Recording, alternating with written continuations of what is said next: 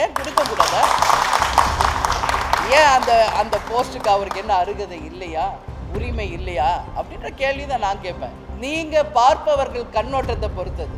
நீங்கள் அந்த ஒரு நபரை விட்டுட்டு வைடாக பாருங்கள். இங்கேயும் எவ்வளோ பேர் எங்களை சுற்றி நிற்கிறாங்க. ஏன் அந்த ஒன்று மட்டும் நீங்கள் பார்க்குறீங்க? மாநாட்டில் வந்து சொல்லியிருந்தீங்க வெற்றி கூட்டணி அமைப்போம் அப்படின்னு சொல்லியிருந்தீங்க. சுதீஷ் சார் கூட சொல்லியிருந்தாரு மேடம் வந்து துணை முதலமைச்சராக வந்து திமுக கிட்ட அந்த டிமாண்ட் வைக்கப்படுமா? நாங்கள் வந்து இது வேணும் அது நீங்கள் தான் சொல்லிகிட்டு இருக்கீங்க. நான் எல்லாத்தையும் பார்த்துட்டு தான் இருக்கேன். நான் ஏதோ துணை முதல்வர் கேட்ட மாதிரியும் ஏதேதோ கற்பனை விஷயங்களை எங்களுக்கு ஏற்ப நீங்கள் தான் எழுதிக்கிட்டு இருக்கீங்க. அந்த மாதிரி எங்களுக்கு வந்து நாங்கள் இது வேணும் அது வேணும் நாங்கள் என்றைக்கும் சொன்னது கிடையாது. அது முதல்ல நீங்கள் எல்லோரும் புரிஞ்சுக்கணும். நீங்களாக அந்த மாதிரி ஒரு பொய் செய்தியை போடுறீங்க, நீங்களாக ஒரு தகவலை பரப்பிக்கிட்டு இருக்கீங்க. அப்படி இருக்கிறப்போ அப்படி நாங்கள் வந்து இது வரைக்கும் அது மாதிரி பேசவும் கிடையாது, சொல்லவும் கிடையாது. அதனால் எங்களுக்கு அந்த மாதிரி ஒரு இதுவே இல்லை. இன்னைக்கு ஒரு கட்சிக்கு என்று அவங்கவுங்க விருப்பத்தின்படி கேட்குறாங்க.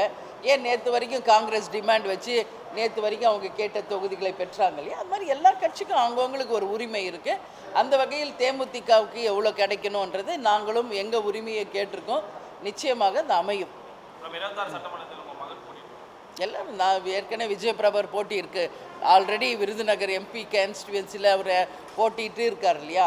அதனால் நிச்சயம் யார் போட்டியிட போகிறாங்க, எந்த தொகுதியில் போட்டி போட போகிறாங்க என்பதை தலைமை கழகம் உரிய நேரத்தில் உங்களுக்கு அறிவிப்போம். திமுக கூட்டணியில் இருக்க அனைத்து கட்சிகளுமே இப்போ கூட்டணி பேச்சுவார்த்தைக்கே போயிட்டாங்க. ஆனால் தேமுதிக சார்பாக இந்த குழு அமைக்கப்படல. அதை இப்போ தான் சொன்னேனே. இல்லை தாமதமே இல்லை. இன்றைக்கி இந்த ப்ராசஸ் இன்னைக்கு முடிஞ்சிருக்கு. அடுத்து கமிட்டி அமைக்க சொல்லி அவங்க சொல்லுவாங்க. அப்போ நாங்கள் ரெடியாக இருக்கோம். அந்த அமைச்ச உடனே அவங்க அழைப்பு கொடுப்பாங்க. அன்றைக்கி போய் பேசணும். அவ்வளோதான். தாமதம் எல்லாம் ஒன்றுமே கிடையாது.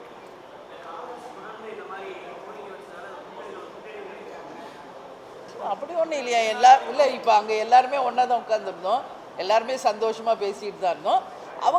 அவங்க வந்து அவங்க உரிமையை கேட்குறாங்க. இது ஒன்றும் அவங்க கட்சி சார்பாக அவங்க கேட்கறது ஒன்றும் நம்ம வந்து சொல்ல முடியாது. அவங்க உரிமையை அவங்க கேட்டிருக்காங்க. இன்றைக்கி அவங்க கேட்டதை கேட்டு பெற்றிருக்காங்க. ஸோ எல்லாருமே ஹாப்பியாக தான் இருந்தாங்க. எதுங்க?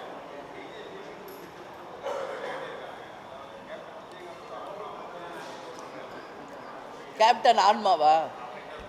கேப்டன் ஆன்மா எது தெரியுமா? அவருடைய கடைகோடியில் இருக்கிற தொண்டர் தான் கேப்டன் ஆன்மா. அதனால் தேமுதிகவுக்கு சம்மந்தமே இல்லாதவங்க கேப்டன் ஆன்மாவை பற்றி பேசிக்கிட்டு இருக்காங்க. இங்கே இருக்கவங்களை எங்களை சுற்றி இவங்க தான் கேப்டனுடைய ஆன்மா. சரிங்களா? அதனால் அதுக்கு உரியவங்க நாங்களே அமைதியாக இருக்கோம். அதுக்கு சம்மந்தமே இல்லாத யாரோ கேப்டன் ஆன்மாவை பற்றி பேசிக்கிட்டு இருக்காங்க. அதனால் நகைப்புக்குரிய விஷயமாக தான் அதை நான் பார்க்குறேன். தலைவருடைய ஆன்மா எங்கே இருக்குன்றது எங்களுக்கு தெரியும். அவரை விரும்பிய அவருடைய கடைகோடி நிர்வாகி தொண்டர் தான் அவருடைய ஆன்மா. அதனால் அது தெரியாமல் பேசுகிறவங்களுக்கு என்னுடைய பதில் இதுதான்.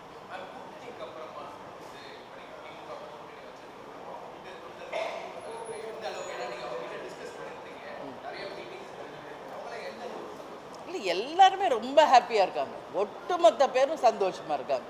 இதில் இவங்க தான் அவங்க தானே கிடையாதுங்க. தலைமை கழக நிர்வாகிகளிலிருந்து கடைகோடி தொண்டர் வரைக்கும் எங்களுடைய எம்எல்ஏக்களிருந்து அத்தனை பேரும் மகத்தான ஒரு கூட்டணியை அமைச்சிருக்கீங்க. எங்களுக்கு மிக மிக சந்தோஷம்தான். அத்தனை பேருமே இங்கே இதை சொல்லிக்கிட்டு இருக்காங்க. சரிங்களா?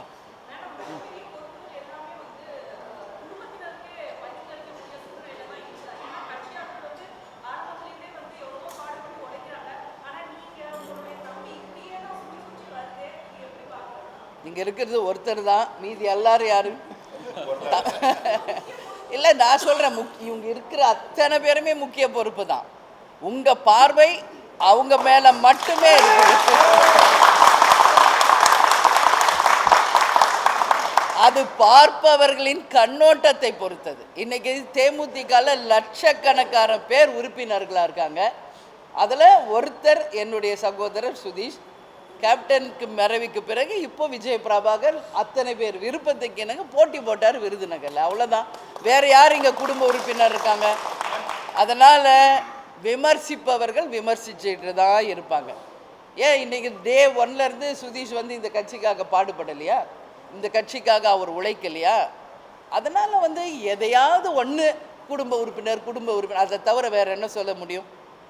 அதை தவிர வேறு என்ன சொல்ல முடியும்? இன்றைக்கி லட்சக்கணக்கான உறுப்பினர்கள் நிர்வாகிகள் இருக்கின்ற இந்த கழகத்தில் த டே ஒன்லேருந்து இன்னைக்கு வரைக்கும் கேப்டனுக்கும் எங்கள் கழகத்துக்கும் எனக்கும் துணை நிற்பவர் சுதீஷ். ஏன் கொடுக்கக்கூடாதா? ஏன் அந்த அந்த போஸ்ட்டுக்கு அவருக்கு என்ன அருகதை இல்லையா, உரிமை இல்லையா அப்படின்ற கேள்வி தான் நான் கேட்பேன். சரிங்களா? அதனால் நீங்கள் பார்ப்பவர்கள் கண்ணோட்டத்தை பொறுத்தது. நீங்கள் அந்த ஒரு நபரை விட்டுட்டு வைடாக பாருங்கள். இங்கேயும் எவ்வளோ பேர் எங்களை சுற்றி நிற்கிறாங்க. ஏன் அந்த ஒன்று மட்டும் நீங்கள் பார்க்குறீங்கன்ற கேள்வியை நான் கேட்குறேன்.